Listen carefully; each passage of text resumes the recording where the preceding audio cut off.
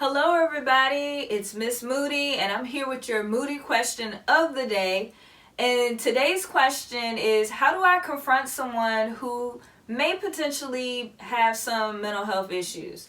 First of all, this is a great question. A lot of people have this question and it's tough, right? It's tough to confront someone about anything. So never mind it being mental health kinds of things going on. So this is really good. This will help you out with your loved ones, significant others, and your friends. So here are 4 tips to confronting someone that you think may possibly have a mental health issue going on. So number 1 is going to seem a little silly, but it is totally accurate and it's fun.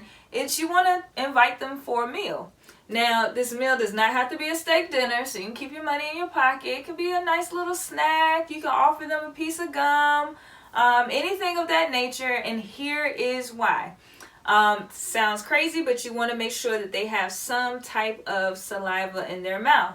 Why is that? So, here's the breakdown of this. When someone has saliva in their mouth and their digestive system is on, this is also known as the parasympathetic system, okay? This is the system that helps you be able to relax, all right? If this system isn't on, then you have the opposite, which is your sympathetic nervous system. This system is activated anytime that you feel like, there's some type of threat, so some type of stress. It's your body's way of protecting itself. And so one of the things that system does is it shuts off your digestive system. If you notice, if you suffer from anxiety or know anyone who suffers from anxiety or a panic or a stress, you'll notice that your mouth often gets super duper dry. So all you have to do to turn that parasympathetic system back on is make sure that you have some type of saliva in your mouth, and it'll help ease and cool you down just a little bit. So that's good for a person that you're going to confront. Get something going so that they feel a lot of comfort. We like comfort foods anyway, right? Nobody says no to ice cream. Come on, anything like that. All right. So after you do that, the next step you're going to do when confronting someone about mental health issues is you want to separate the person from their symptoms. You do not want to say things like, hey, dude, I noticed there's some things wrong with you, right? That would be, that's a little too much. You want to say, hey, I've been noticing, you seem to be a little more down lately, or, it seems like you've lost some interest with things that are going on. It's really important to do this, to separate the person from their symptoms for 2 reasons. 1, think about it. If something seems like it's an internal problem and it's a part of you, you're going to be less likely to change that, and you're going to be shut down to what anybody else has to say about it, right? If it's something that's kind of on the outside of you or is external, right, then there's more hope for change. I do this with my clients a lot. I won't allow them to embrace a diagnosis. You don't want somebody to say, I am bipolar. It's I have bipolar. I have depression, right? It separates the 2 things and it sparks change. You don't say things like, I am a cold. You say, I have a cold, right? And we know you have a cold because you exhibit symptoms such as sneezing or runny nose. And it's the same thing with any type of mental health situation. The person is exhibiting symptoms.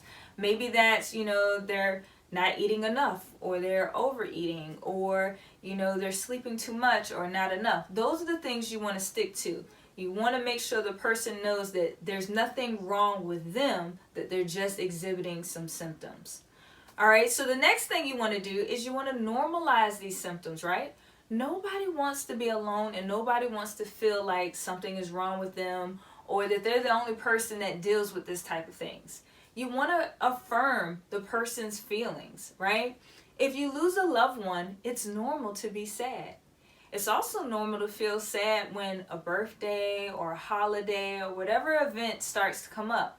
That is a normal process of grief, right? That's normalizing. It's helping the person understand that what they're feeling and going through isn't an abnormal experience.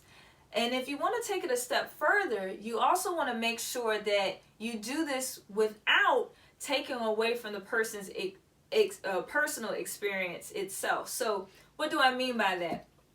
2 people can have the same symptoms but be going through two totally different things, right? A person who lost a loved one versus a person who lost their job can both be exhibiting things of being sad or irritable or a loss of appetite, but they have two separate experiences going on. So it's important not to take away from that, but to also let them know that, hey, a lot of people who go through these type of things have these type of symptoms, and it makes the person feel comfortable. Nobody wants to feel like they're by themselves or on alone on an island, right? They want to be able to fit in or feel like someone gets them. And the last tip I have for you is, if you're going to confront someone about some type of mental health issue, make sure that you're willing to offer some type of support or resource. Hey, if that's bringing a list of counselors in the area they can talk to, or hey, check out this podcast, it really helped me, or hey, watch these videos. Whatever the case may be, you want to offer them some type of resource. And then also your support, right? If you really care about this person, you cared enough to sit down and share this with them, make sure that they know that you care enough about them to walk with them through the process. So these are some tips. Let me know how it works out for you guys. If you have any other questions on mental health,